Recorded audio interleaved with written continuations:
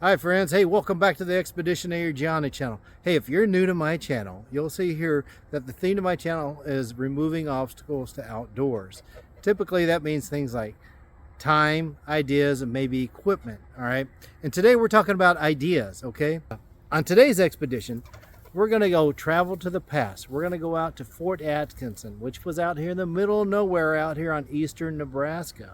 All right, you can see I'm dressed up a little bit, trying to get in the spirit, and then there's a bunch of reenactors there, and they're gonna give us a little taste of what the life was like back in the olden day, okay? So let's go check it out.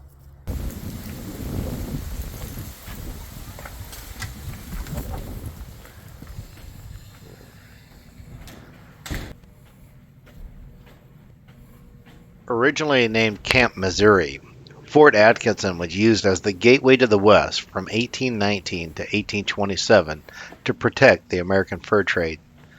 This would have been during the presidencies of James Monroe and John Quincy Adams.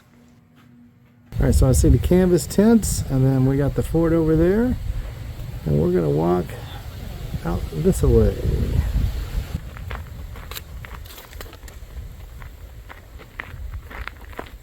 Floods in the spring of 1820 led to the construction of the permanent fort atop the original Council Bluffs. At its height, Fort Atkinson housed nearly one-quarter of the standing U.S. Army, which was approximately 1,200 soldiers. Roughly the same amount of civilians lived just beyond the garrison wall. At noon, crowds gather, and one of the reenactors explains the purpose of routine cannon firings, which is to synchronize watches and to also announce the number of soldiers that missed roll call. What's bunch?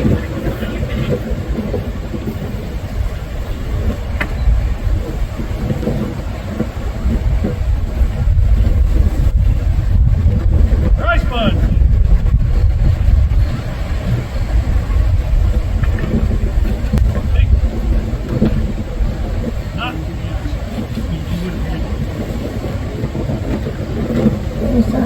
Large cartridge.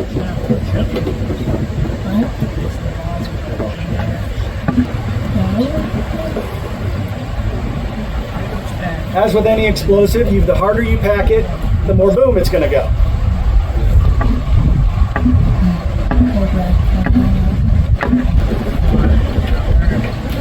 Take a prime. All right, now you can plug your ears. Hey, ready! Fire!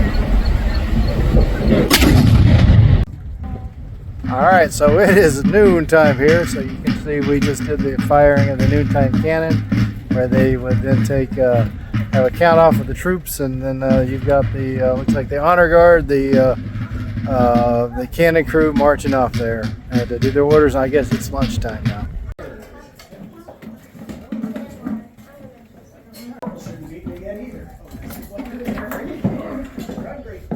Exactly.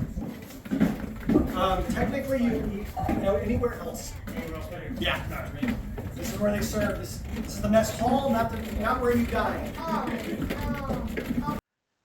After lunch, we take a stroll around Fort Atkinson, and some of the different reenactors are going to give you a fresh perspective on what life was like back in the 1800s. Here we have the wash lady showing us how to do laundry back in the day, and we discover that they did not have actually washboards, so they had to use this bucket and this agitator. There's also another gentleman that he did some Dutch oven cooking, and he had several samples for us to try out. And here you can see the Fort Company commander letting one of the visitors check out his flintlock muzzleloader.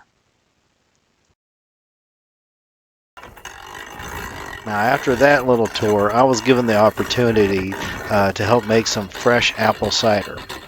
It was a pretty warm day, so I gotta say that made for a nice refreshing treat. All right, now that we've had a cool, refreshing drink, we're going to head over here to the blacksmith.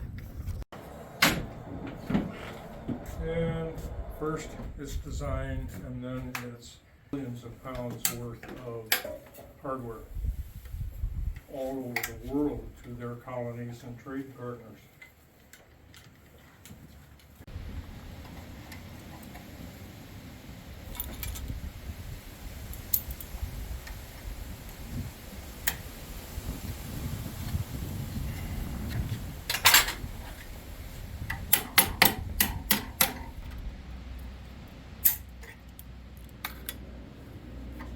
Ta-da!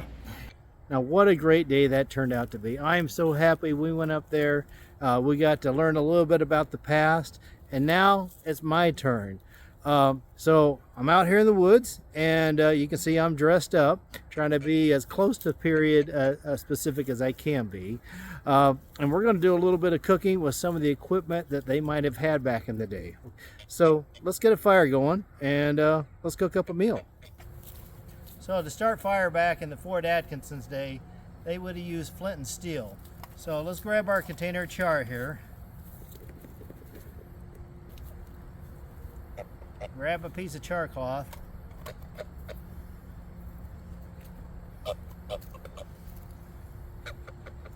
Kind of go ahead and rip it up a little bit. Got some rough edges there. Let's put it up the back of our shirt.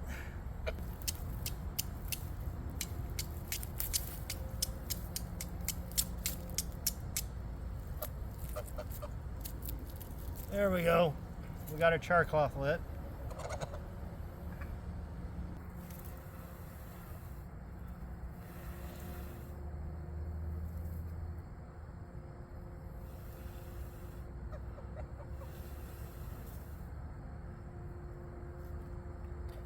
Now this cedar bark can be a little tricky, so sometimes you make sure you take your time with it.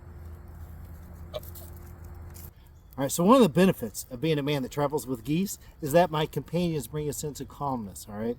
Because they travel with me, there's a certain amount of trust I put out of a calm vibe, and thus it makes hunting and procuring food a little bit easier. So my buddies helped me procure this little field chicken, okay? All right, so we're gonna go ahead and cut this up a little bit, and we're gonna cook it up.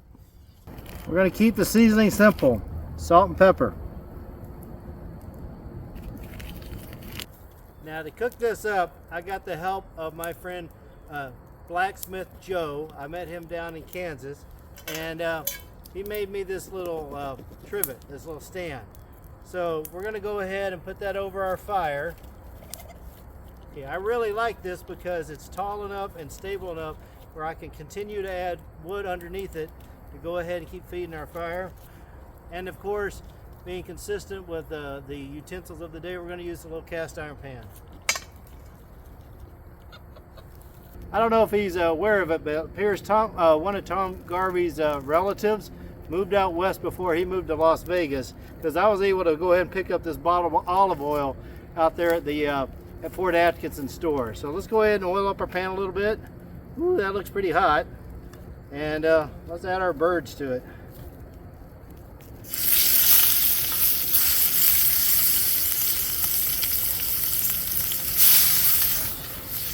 Woo! Yep.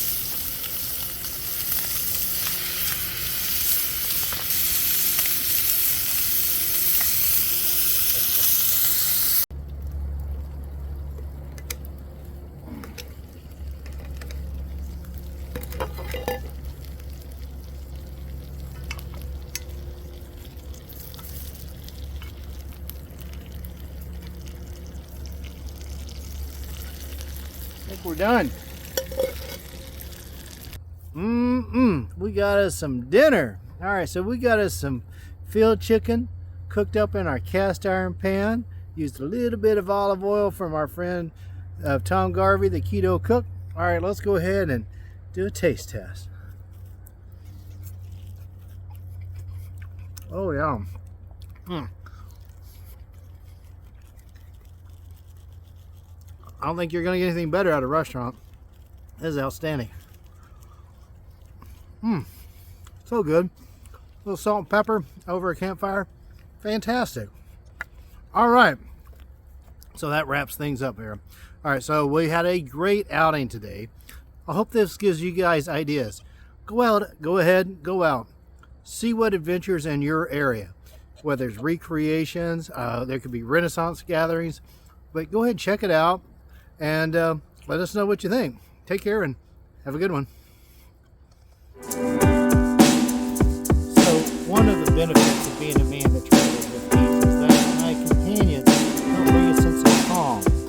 Wandered off the coast and not been counted. They've gone AWOL, run away. Eco gun would then fire multiple shots depending on how many people ran away. platoon done, 4 minutes late. And then you hear 2 extra firings. That means there's 2 soldiers missing. So a search party will be brought together, and guys will go out and search for their friends.